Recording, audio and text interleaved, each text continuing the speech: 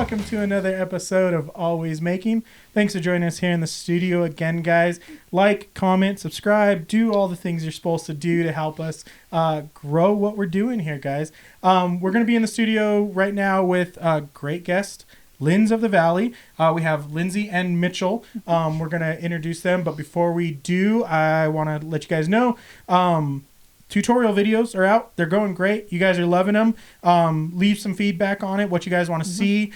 If you guys follow us on social media at Steadfast Rebels. You can see all the stuff we make there. If there's something you guys like that that we're making, comment. Let us know, because we'll do a tutorial of it and show you guys deeper into that whole process for you guys. But yeah, make sure you let us know what you want to see. And if you are following our tutorials, please make sure you tag us at Steadfast Rebels so we can see what you're making. Yeah. But housekeeping all taken care of. Linds of the Valley. I'm getting that right. Guys, introduce yourselves. Yep. Tell us what you guys are all about. I mean, I don't even know where to start. Well, my name's Mitchell. This is Lindsey. We run a shop called Linds of the Valley. I thought it was Lindsey and Mitchell. But yeah, we just run like a shop pretty much out of our basement. Also, just kind of creating anything and everything that comes to our minds pretty much. We've been doing it for about 2 years now. Yeah. Yeah. Set out to make all the clothing we couldn't buy as kids because our parents wouldn't let us have it. We came across you guys at SLC Punk Rock Flea Show. Mm-hmm. I'm saying that right, I think. Flea Market. Flea Market. There you go. One of our favorite shows. We meet a lot of great people there. Yeah. We've seen all the stuff you do. How long have you guys? 2 years? Where'd the creativity come from? Why did you guys feel you wanted to start doing your own little market shop? Yeah, so the shop itself has been around since 2022. What started the whole thing was pretty much I came from an already artistic kind of family. My dad's really musically inclined. My mom was just really down for us to express ourselves however we wanted to with no qualms or anything like that. I have 2 brothers that are in a really successful Utah hardcore band. So I got to be a roadie and tour with them and see all these other amazing artists. Is that the vulture art we see on your social media? Okay, we'll get into that. Okay. So we were just always already immersed in that art world. It's just, for me, instead of it being musical, it was always physical. And just one day we were shopping around at a market and a friend of ours, Kayla, was like, yeah, you should sell your stuff here. Because at the time I was painting vests and bags and leather jackets and stuff like that. And I'm just one of those people that's well, I could. I think you're right. We should just do it. And emailed the people that ran the market. I was like, hey, if you have an opening, hit me up. And they were like, hey, someone fell out. Do you want to come? And I was like, sure. They're like, great. So 3 days, we'll see you there. And I was like, 3 days. So I just frantically started painting, and then it just fell into us making bigger and better things. What was the first market? Was that the SLC pamphlet? Yeah. Oh yeah. That was our first market too. It was a great introduction into the market world. It is, yeah, especially because we didn't know how to apply for markets or anything. So I'm just I'll just send a DM on Instagram and see what happens. Yeah, if we didn't have that friend's push, it was completely unfamiliar, but it's been very fun. You started, I think off camera you said 7 years ago doing floral arrangements. Oh, yeah. So is that kind of a stepping stone into everything else you did? Or were you doing, before the floral arrangements, were you doing some of your other artwork as well? So the floral arrangement stuff started pretty much as my regular 9-to-5 job. And then it kind of consumed my life. And I was like, this is everything I want to do. It's so creative and fun. And then it kind of turned into me illustrating, drawing, kind of expressing myself. I mean, when I wasn't doing flower stuff, I was still trying to wood burn things or trying to do collages for my mom, stuff like that. So it was a good stepping stone. The kind of helped push that creative direction for you. And then Mitch, how did you get started? Is it just drawing, or is it other stuff as well? I've done a lot of mediocre stuff besides painting and shirts. Digital art's kind of where I came into being half passable for a long time. I mean, we've always been a painting family. We're an artistic family. You know, Saturday night we're all sitting around watching TV, sketching, drawing, stuff like that. Did woodworking for a while, carving, things like that, and was told by my wife we couldn't afford any more emergency visits because I was getting stitches every weekend. Turns out whiskey and whittling don't mix as well as I liked them to. But yeah, it was just what ended up being most profitable for us. Also ended up being what was the most fun, which is always digital art. It's a lot less stitches doing it. You gotta work really hard to get a paper pen from an iPad. Okay, so I'm gonna ask this because of the heat press. I think that's the one thing that could do injuries. Are you allowed to use a heat press? No. I get grunt work. Did get to play with a knife every once in a while, but it's seldom and it's supervised. Child safety knife, right? I mean, those weeding tools are sharp. There's been times where he's cut through, like, straight through a mat and didn't even know. And I'm like, did you just cut through that mat? And he's like, it was when we first got those circular rollers. Oh, yeah. And I didn't know how much pressure. And it was a a brand new mat. Literally just pulled the plastic off and I cut it in half.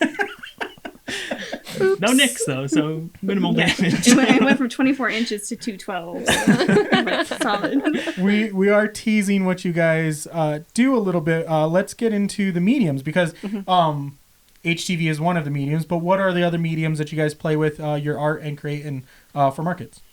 I do a handful of pretty miserable paintings, but it brings me a lot of joy. That's about all I do. Yeah, we'll do paintings, and then there's like the regular like vinyl stuff that we'll do. Sometimes we'll like find ourselves like studding clothes and stuff like that kind of like OG kind of punk look that we just don't want to let go of, or we're like patching stuff for people.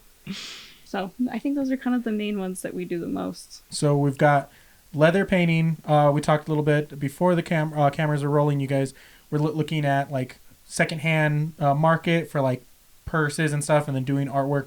Where did that inspiration come from? Since I come from such like a rock and roll family, we've always had like that aesthetic of like, I don't know, like 80s punk where it's like, it's a vest and it has everything and it's all stacks and it's like pokey. So it was always like, well, you might as well paint this album on the back of, whatever vest, because they don't have that patch anymore. So I'm like, yeah, we'll just paint like a big portrait of Ozzy Osbourne on the back of this. Like, that's cool. Why not? I mean, why not? And like the one that got me into it was I painted a big, like, it looks like a rubber daisy on the back of a like leather jacket I have, but it was like really angry looking and rubber hose looking.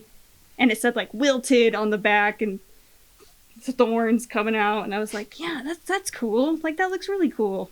And that was kind of like the catalyst. Sparked it from there. Yeah. Other like secondhand thrifting materials and stuff that you guys use as well, or is just the purses and like the clothing the main source of that? We try to, reduce, reuse, recycle as much as possible. The issue is with so many people doing their own thrifting and secondhand marketing, there's a lot of stuff that is just not worth saving. Yeah. So as much as we can within reason, but we've gotten into a lot more new and stuff like that. Yeah, we've done like flannels and stuff like that, and done like bleach work on flannels, and then put our stuff over the like bleach spots and stuff like that, just to kind of have like a new place for the artwork to go so it doesn't get so muddied.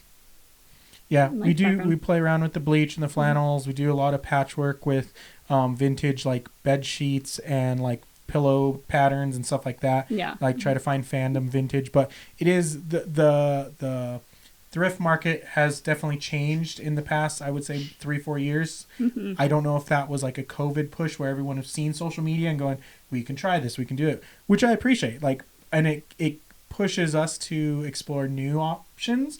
Like that perfect thing might not be in the thrift shop, but there might be something that someone's not seen, and we're like, oh, what if we use that material? What if we try that? What if we do something different? So I don't mind it. It does. I get it. It can get frustrating sometimes trying to find that like beautiful, perfect piece that you're going to make something out of.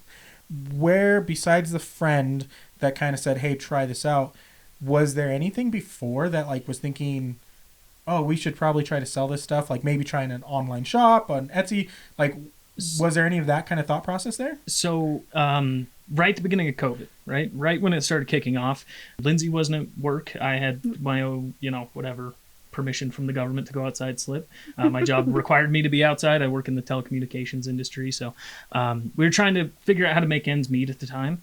And Lindsey's really handy, so we started sewing masks. We made, enough for me to use at work. Family started asking for them, and from there we ended up with like a small shop making custom masks, and that ran until 2021 or so before it kind of dwindled out. But that was kind of our first experience with manufacturing something and selling it. And they were a lot less creative. They were a lot more utilitarian. But I'd say that's how our Etsy shop outside Fast Rebels started. I was making masks for us, and then people were like, "Oh, well, I'll buy some from you. I'll buy some." So yeah, same. And it was just like, that's a cool pattern of fabric. That's a cool pattern of fabric. Yeah.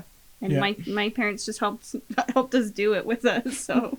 Yeah, we had a friend who wanted a claymore style with like enemy towards or face towards enemy, or I forget what was on. Enemy towards front or something like that. Whatever says on claymore. On a claymore mine. And so I'm like, yeah, we have the die cutter Cricut HTV, so we could do that. And we got this OD green. We like hunted down a green, and then Christy started making, and then put him up on the shop, and they became a popular seller. He's like, thanks, Jim. Like, appreciate it. Good idea. Good idea there. Like we had them reach up, but yeah, it was. Chrissy was pretty fed up with the way the preschool was running that she was working at, and it's like, I'm like, hey, try this, see what happens. And the mask side of things really did kind of take that next level for us and go from that. So that's kind of interesting. I didn't know that about you guys. It's kind of cool to hear. We have a little bit more in common than we thought there. When you got to the first show, what were the thoughts going through the mind? What were like, oh no, or yes, or oh man, like what's going through your mind when you guys first did your first show? White-knuckling sheer panic. I'm not a personable person. I have a really hard time talking to people. For me, it was an uphill battle. Still is. I mean, for me, I'm like, yeah, we'll just go and we'll put all your stuff and they'll have a fun time. But once you like walk into that market and it's your first one, you see like people have like actual signs and like shelves for their things and stuff like that. You're like, oh no, I might have messed up here. Because like my first one is just picnic table, like a gingham fabric over it, and then like my stuff. And then we didn't have a sign for me, so I was like, just doodle a thing that says my name and we'll call it good. I will say our first show with the punk rock flea, it was very welcoming. Mm-hmm. And the environment, there are people who are just trying to get started, figuring it out, didn't have signs, and it wasn't anything like, no one was judging at that show. And how did the first show go for you guys after that? Really well. Yeah. It's the reason we kept going. Everyone we met there was absolutely fantastic. We ended up actually doing pretty well when it came to sales, but we met a ton of friends there. Yeah. It was fantastic. And that first show, we were like, we could do this again. Like, we did okay. We could do this one more time. Cut to the second show, and we did even better. And we were like, well, yeah, we could, like, one more time. We'll do it, like, one more time. We'll figure it out.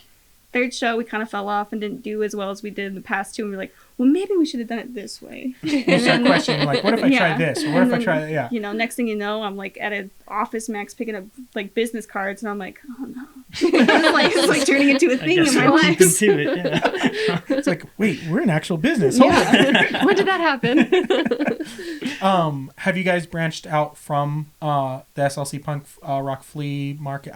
Their name is so wordy. I get it right eventually, but have you guys done other shows besides the Punk Flea? We've done a few, yeah. There's only been maybe one where I was like, ooh, maybe I'm the wrong person to be here. We have had guests on and trying to find that right crowd, the right mix. Yeah. The stuff you guys sell, finding the right people for it is an experiment. We're still experimenting with our stuff. We're still trying to figure out, hey, is this show better than that? We've did a show actually just yesterday before recording this one. We were at a show and just happened to be weather, and we love the location. We love the people who put it on. It just was not a great show for us, and it happens. And so you just kind of learn and figure out what's the next step, and okay, maybe we give it a couple months before we go back and do that show again, and maybe a different crowd will be there for you. What is future plans for shows that you've kind of got that itch now? It's 2 years. How many shows total have you guys done now? I don't even know. What are you averaging, one a month? We try to do one every other month. Other month, okay. Because we feel like if we are there all the time, it kind of takes away those spots for people who want to be up and coming and see their stuff. And we also don't want people to be tired of seeing of us every time. Yeah. Every time we go to a market, we want to have newer stuff. We want to adapt from previous markets. And since we're primarily HTV, we're able to adapt, but production takes a while, and we want everything to be really polished by the time it rolls around. So we try and space them out pretty frequently. For your guys' like products and stuff, is there a number of products that you feel comfortable going to a show, like, setting up for? Do you guys, because what a lot of people think is, oh, I don't have enough stuff for shows. I hear that a lot. Yeah, I need more. Have you guys found a balance of like what's enough for you guys to make and what's like too much or not enough for you guys? I feel like we've kind of finally found that balance of, okay, we need to make sure we have X amount of each shirt, X amount of each hat, priced at this point. I think we finally found that rhythm of, this is going to go faster than this since it did last time. You kind of always have to like tweak it like a little bit. I think that first market we did, she showed up with painted purses, right? Hand-painted leather purses. I think we had conservatively maybe 35 purses. Oh, wow. Which is a really optimistic amount for I would say that's a lot of purses. It was a lot of stuff. And luckily, just doing them enough, we figure out what is moving quicker, and we can kind of, fine-tune it from there. But it's hard to get that distinct number of what you should be going, especially if you haven't done any yet. I think we did very similar with like taking t-shirts, because we printed a bunch of t-shirts. We have the screen printer here, and so it was like, oh, let's take 100 t-shirts to our first show. This is gonna go great. We like every size, multiple things, stacking into like a rack, and like, I think we sold like 2 shirts. Oh yeah, we've had that where we're like, okay, we'll only bring like 2 smalls, because like, what are the odds of us selling out of smalls, and then they'll just be gone in like 1 minute, and we're like, you probably should have brought more smalls. That is a thing like I struggle with, is like, okay, how many smalls do I take? How many larges do I take?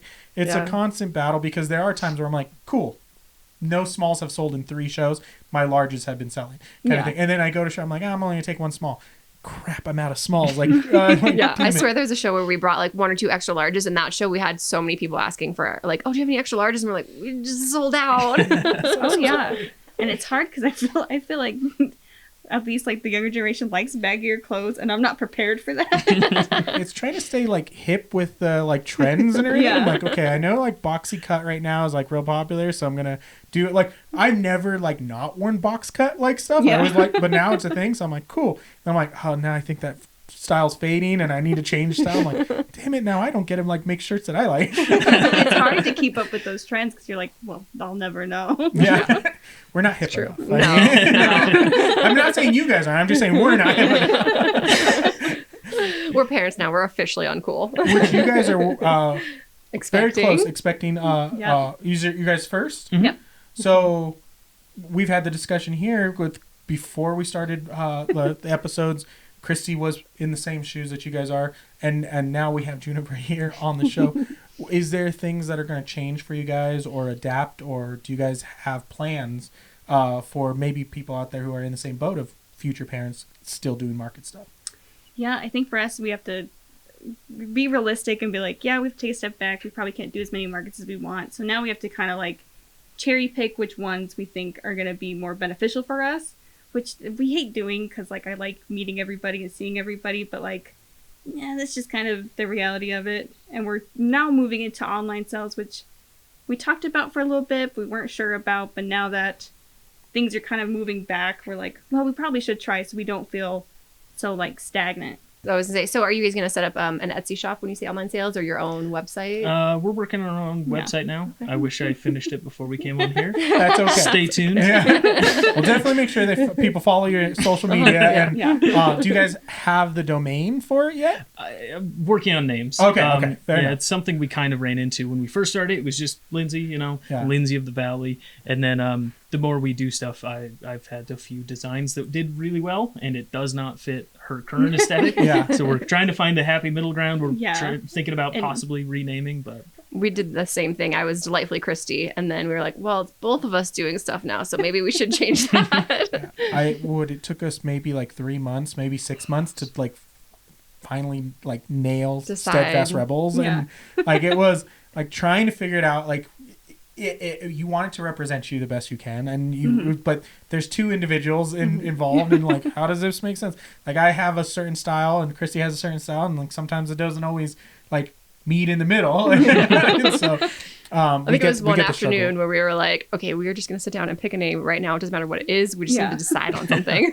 Yeah, we've just been going by like just that LOTV because we're like, it's easy. Everybody remembers. We only got the name of the shop because when we did that first market, they were like, well, what's the name? And I was like, the name of it. And I just went, yeah, it's just my Instagram name. Just go with that. You know? It works. And so it just kind of stayed there. So we were like, yes, we never really thought of a name ever.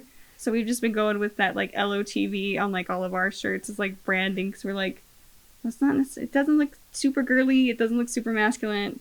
Because me and him have such different styles with how we draw stuff. So we're like, yeah, we'll just stick with that for a hot minute. Where, Mitch, did your creativity come from for your art style? So I don't know. I was always really into older tagging, and then growing up really into skateboarding. I was never good at it, but the artwork just on old skate stuff is amazing. Awesome. Early 2000s skate stuff is hookups, amazing. blind, Birdhouse, they're all coming back too, which is ridiculous and everything. But 100%. But I always really liked that, and then I was a terrible student in high school. Just constantly drew on my notebooks and slowly transitioned that into iPads and T-shirts. But yeah, it's never super thought out. Yeah, I would say your stuff's a lot of like, it's kind of like heavy metal meets like Van Gogh. It's a lot of like pointed edges and like fine lines and kind of like, I don't want to say aggressive because that's the wrong word, but it is kind of more of like an in your face kind of thing. Want it to be a little offensive, a little shocking. I mean, not for the masses. Our two best-selling shirts are two of his designs, and they're really out there. So we're like, pretty lewd. Can't wear them around grandma. Fair enough. I do all the illustrations for us. Christy, we've got her an iPad with her pencil, and I know there's a few things we're working on to release in the future with some of her stuff, but all of our sticker work, all of our like t-shirt work is all stuff like my style, but it's like Christy, I'm not a fine artist. Like I'm not a fine artist either. Textile arts, like I don't. Yeah. Christy does all our like sewing for us, and she does the jewelry, and like I love playing with different like equipment and machinery. So like she'll be like, "Oh, I've got this idea." I'm like, "I can figure this out. All right, fine." And I'm like, "Hey, I got new tools in the workshop and everything." Yeah. It's like, "Okay, here's how you use it," and then it's like, "Okay, she's got that, and I'll take care of something else." Like, Derek, how do I do this? And then like 2 days later, these Amazon packages show up, and he's like, "I got tools for you." Like, okay. We need to go to Harbor Freight and get you a hammer and everything, a specialty hammer. We have a hammer. No, we don't have this hammer. It needs to be this hammer.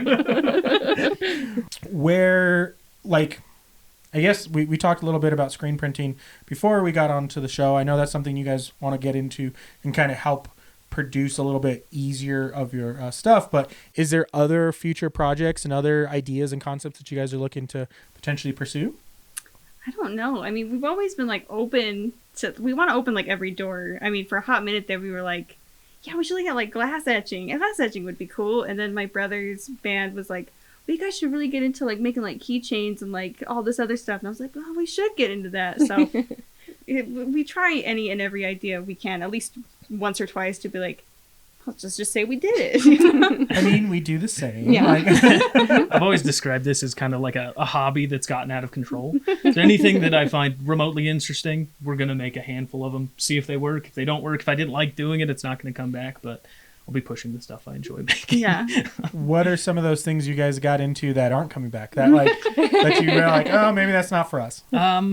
Probably leatherworking, like hand painting leather stuff. It does come back. It's gonna be really few and far between just because of the man hours that go into it. Yeah. I mean, an average bag was taking 10 hours of active painting for each one, and we were not trying to make a profit.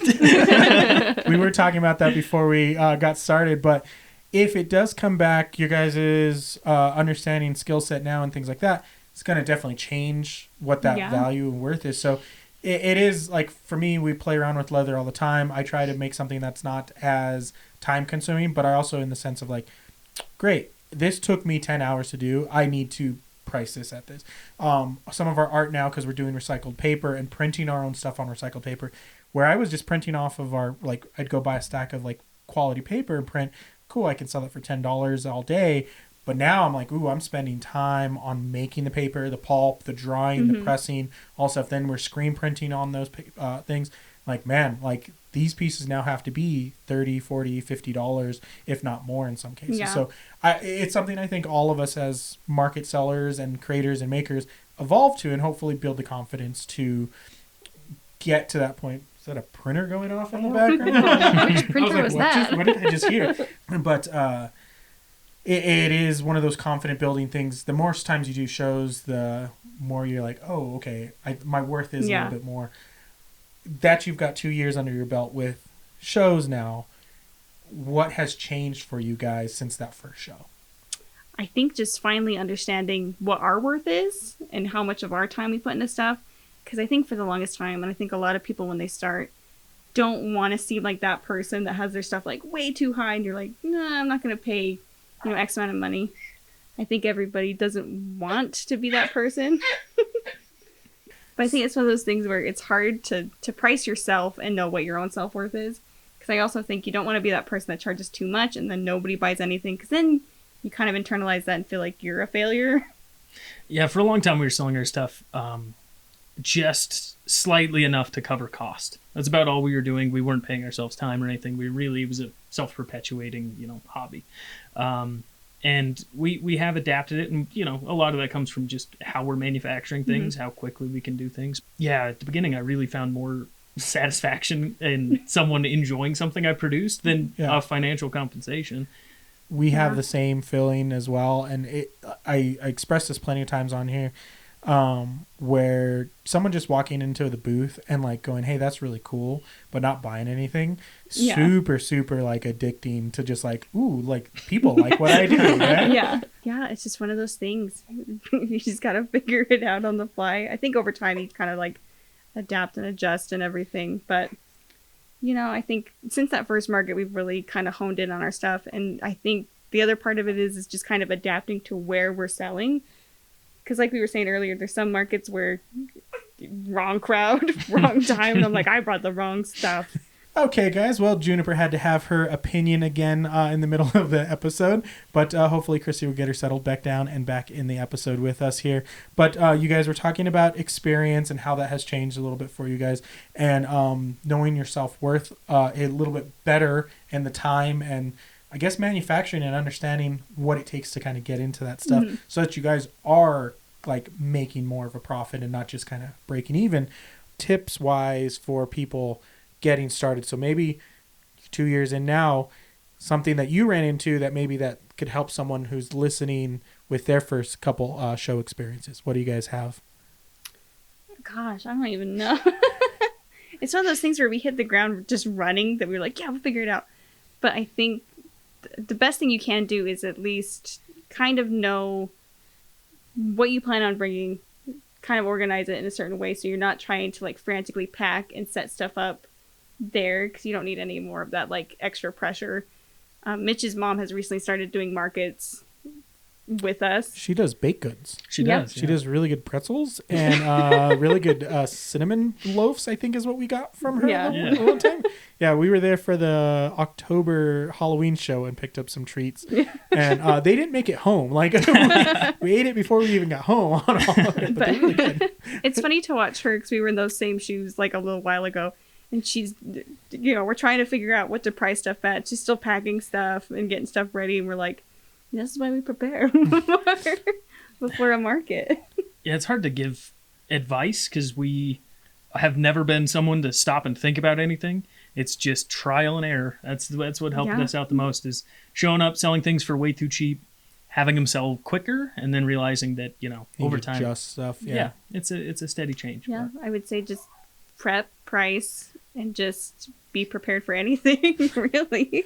I can definitely second that notion of be prepared and like having a few things like set up in your boxes and bins and stuff like that you like, we needed a hole punch, and like, just having a hole punch, having scissors, having like some of the basics things will go a long ways at a show to kind of keep that stress down. It's like, we like, this keeps falling, cool, I've got bungees, or I've got ties, or I've got tape, where I know there's like easier said than done for some people. It's not one of those things where you're like, but that's stuff we've learned from show experience. That was not first show. We had some stuff, but then like the second show, we're like, okay, we need to change this.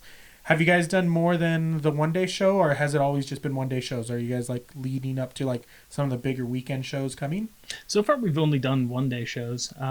The idea of a weekend show, like I said, I'm not a personal person. Being around people multiple days in a row sounds emotionally taxing. It's a lot. It definitely is.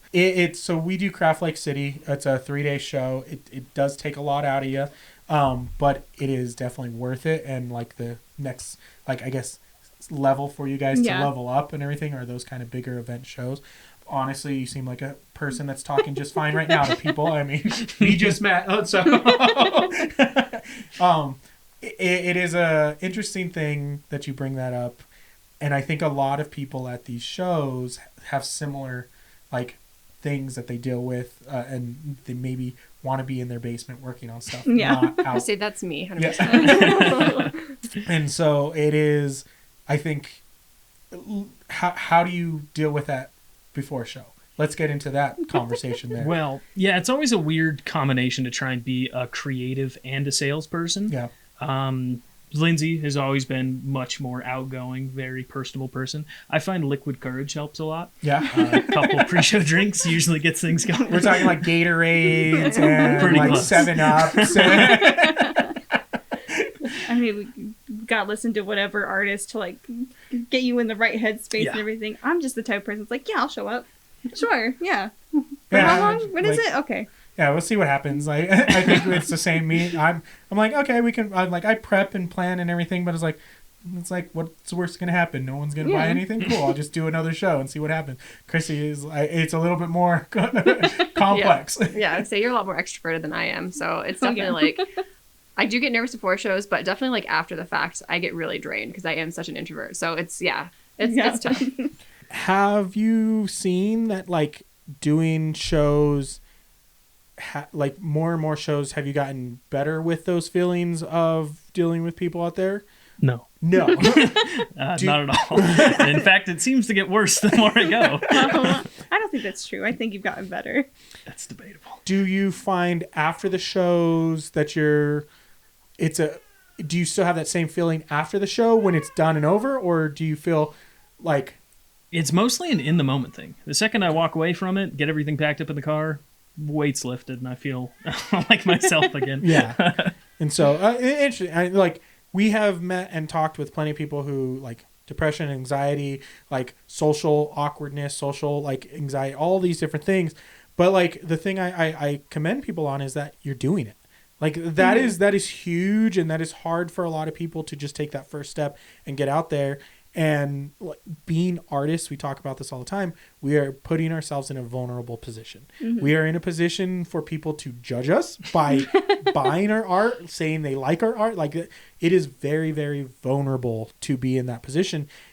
And I mean, you've been doing it for 2 years, so I commend the effort to like and where you're at. And there's still a pursuit and trying and wanting, and the conversations we're having. You seem to. I know you say you don't like being around, but you do seem to like the art and the craft and all the other stuff behind it. So I think you put up with it. I don't want to put words in your mouth. It's kind of like you said earlier, like when you have, something you created and someone walks up and comments on it, says, hey, I really like that. That is such an amazing feeling. Yeah. That keeps me doing it. But nothing's worse than having 30 people walk past a booth, glance at your stuff and keep moving. That tears your soul to pieces. That's a hard one. It does, and I will wholeheartedly. I understand where you're coming from on that, but I also I'm like, man, art is so subjective. Like there are so many people that I like things that I know other people don't like. Like there's Star Trek fans out there, and for all you Star Trek fans, I don't understand it. Star Wars is the king, and that is the reality of what it is. I'm gonna get so much hate for that one. That's okay. We were literally talking about Dune a couple of days ago, and I was like, it's just not funny. And he was like, Dune's not supposed to be funny. And I was it's not supposed to be funny. It's like, but that's why Star Wars is fun, because it's funny. I mean, there's a special place for Dune also. I mean, the Dune's pretty good. But and it's okay. And like we have that conversation, and not everyone is going to like every piece that I put out, and that's fine too. But it is something, I don't know if it gets easier as you continue doing it, and the more and more you experience it, you get the more and more confidence. But again, I commend you and other artists that put themselves out there. at these shows, because it is scary. And like, what you had the friend that pushed you to potentially do it. Was there anything going through the head at that start, like, of maybe we shouldn't do this? Like, yeah. Almost constantly, yeah. I was not on board with any of this whatsoever. I like creating. I like, painting a painting and leaving it in my house.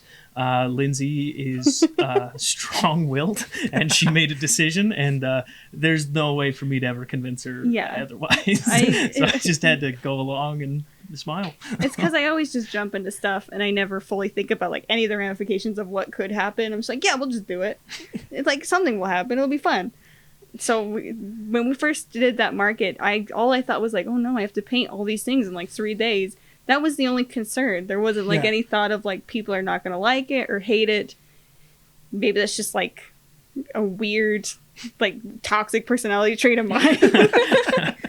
But like, I just go into these things and I'm like, yeah, we're going to go. I'm going to make a bunch of friends. I'm going to have a great time. And that's how I've always run into all of these markets. And sometimes with him just kicking and screaming. But you go through it. Yeah. And whether you want to believe it or not, you're a bigger person for doing it. I mean, and you do have fun, Yeah. It takes maybe like a good like hour to get like settled and everything.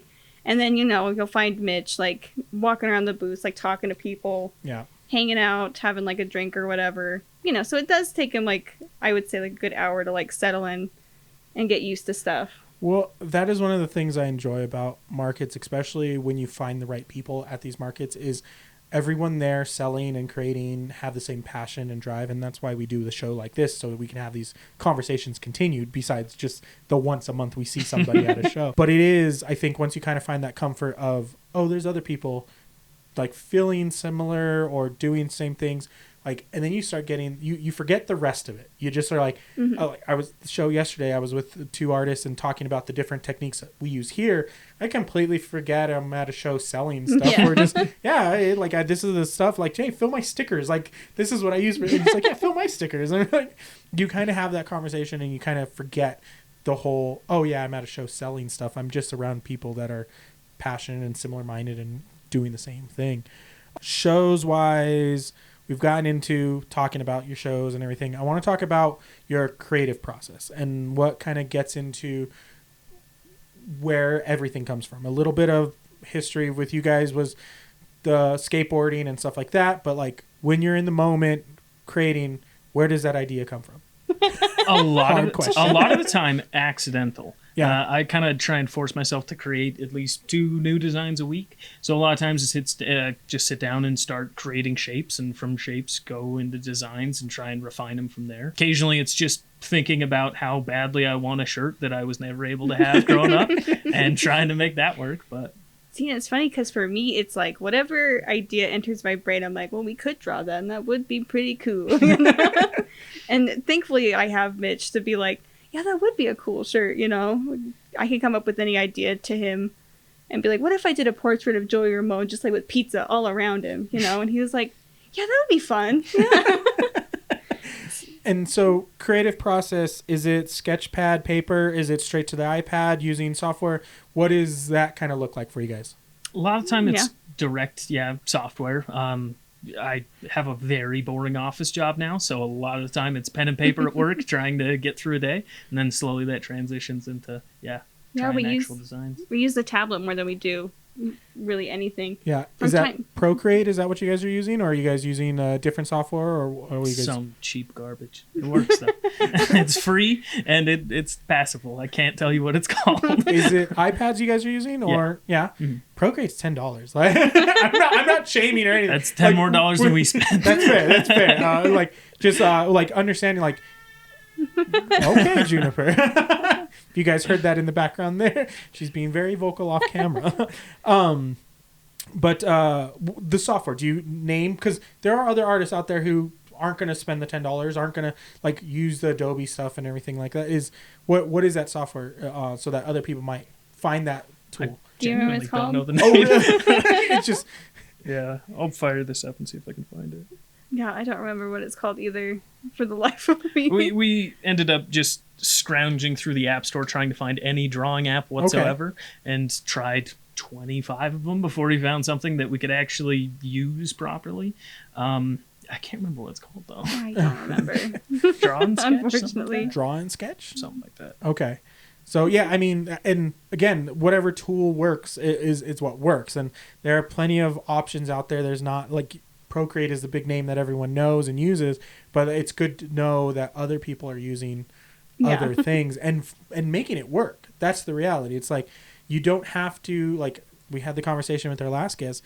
We don't have the latest and greatest newest iPad. We don't have the latest and greatest newest pens or anything for them, and we're still getting it by. Like you don't have to start as an artist with all the latest and greatest and newest and best tech or device or materials or anything like that. You just have to create, and the people will come if they like what you have. It was a conversation with someone else where it's like you just create for yourselves and people will find you. Like that people, like not everyone, we had the conversation now, like not everyone's going to walk by and go, oh yeah, I really want that. You're going to have 30, 40, 50 people at a show potentially walk by and not get it, but you will find the 1 or 2 or 3 people who do stop and go, that's really cool, and maybe even buy that piece. So just getting started, again, didn't sound like you guys were trying to really plan all this out from the get-go and overthink all of it and go just like on the table, throw it out, let's see what happens. And 2 years now, you guys are into this situation where you guys, I don't think you guys are stopping, right? No. For like going into your HTV side of things, are you using anything other than your iPad to create? Are you using like computer Cricut software? Are you using like Illustrator, Photoshop, any of those kind of things? We've used Photoshop for a while now. Not a huge fan of it. I'm not great at running the program. But yeah, usually just direct into the Cricut software. It may be terrible, but we've found a pattern and a rhythm that tends to work pretty well. Yeah, sometimes the Photoshop stuff, if we have like anything where it's like fine lines or fine details, which is like a lot of the stuff Mitch will draw, we'll use it for like that stuff. But like some of the stuff that I do where it's like really big lines and like flowing stuff like that, it doesn't need like a whole lot of touch up because it's just so big and broad that it'll just go straight into like our Cricut program and just go from there and like I guess just render out anything we don't want and then go through. How much of a learning curve was the Cricut software for you guys? Because for me, I'm not a fan of it, and I've expressed that. We use Silhouettes. It made sense to me for my like brain process of the other software I've used. It's kind of worked. But how much of a learning process or a learning curve was the Cricut software for you guys? I mean, for us, it probably took like a good month to figure out just how to cut stuff. Yeah.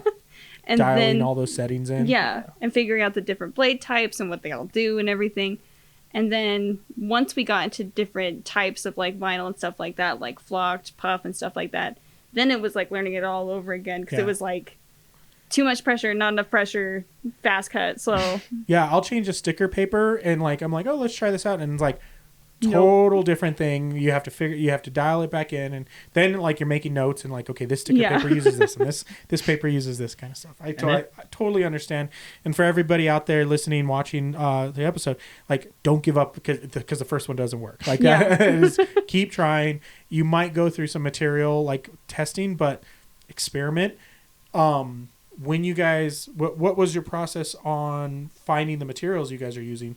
How many different like flockings and HTVs and stuff till you guys found the right stuff? More than I can count. Oh, so many. It's just, again, everything's trial and error. Yeah. Buying things online, seeing how they look. I mean, Cricut cuts separately depending on the material, but also just heat pressing everything. Different temperatures. Temps, yeah.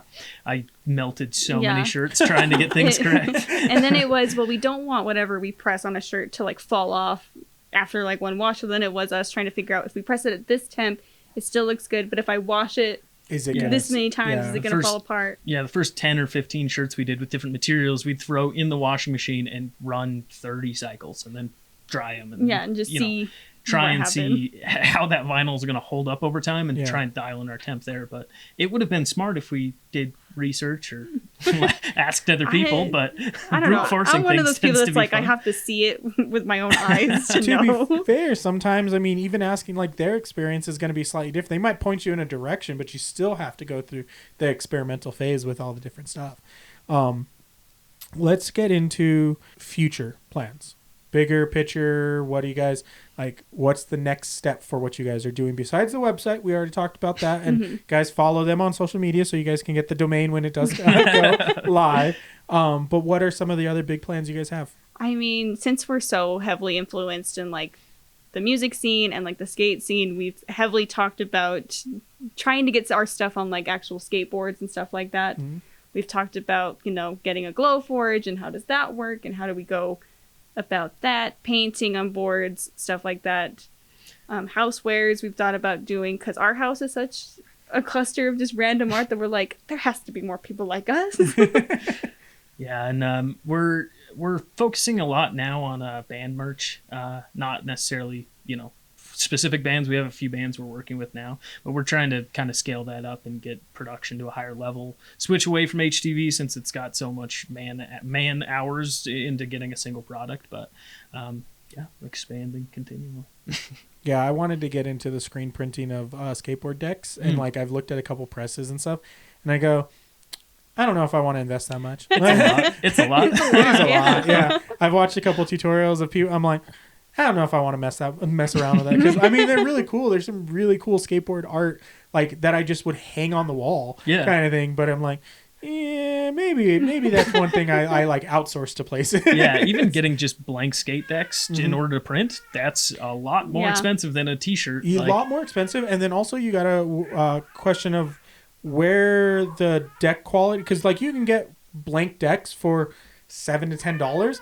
Is that a deck people want to skate? Like that is it worth it? People are very, very picky about their decks, and like it's one of those, okay, if I'm gonna get a good deck, I'm gonna probably spend $40, $50, $60 for a blank, then I'm gonna put all my art on it. Like, is someone gonna want to spend $200 on a individual deck? I don't know. Like, so yeah, I totally get where you're coming from on that side of things, but there are options and there are ways to look, and like maybe it's just an art wall piece instead of it being an actual skate piece. But I don't know. Sometimes you want cool art when you're skating around. But is there a medium that you guys have played with so far that has been like a really good favorite for you guys, or is there you're still kind of finding that favorite thing to mess around with? I don't know. Is there one that I still love woodworking, but I've been banned from doing it. Yeah. That was always one of my favorites. Freehand sculpting, things like that's always interesting. It's just can't find a good way to market it and sell it, so that's more or less for me. But digital art is so incredibly satisfying. It is just great.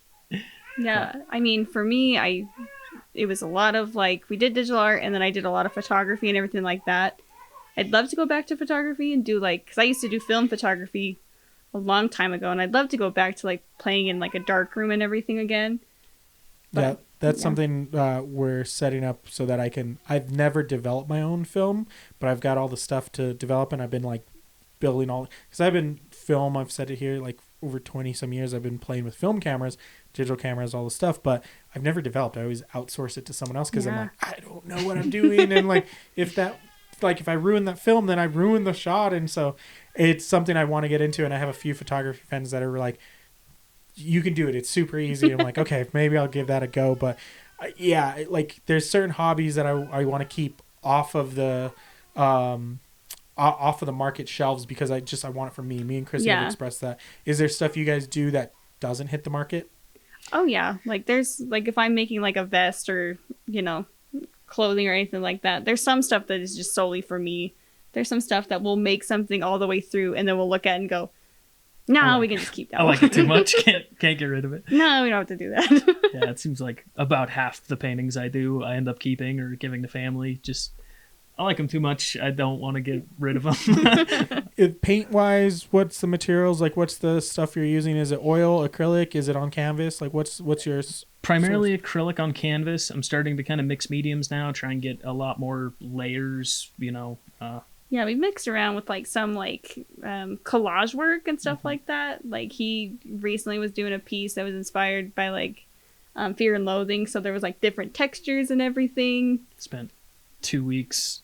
I bought fake acid tabs. Spent 2 weeks gluing them to make them look like clouds. Yeah. And that's another one where I finished and I spent too much time looking at it. Like, I don't want to get rid of it. You know, putting things in that look like other things. So we've played with like mixed media stuff. He's done stuff like with collages and stuff like that we have around our house that are a little like Yeah, jarring. James Dean. I found one of those mass-produced James Dean portraits and proceeded to just destroy it, and ended up cutting out an eyeball, fitting a camera in that has a stream to my computer so you can watch people looking at it. Wow.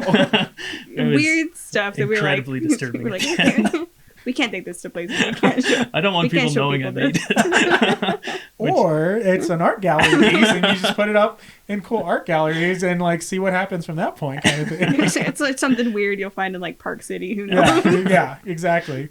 But guys, this has been a great conversation and learned a lot about you guys more and like just how it all started, and it's been great. And I love that you guys were willing to come down and share with us and everyone else watching your guys' journey.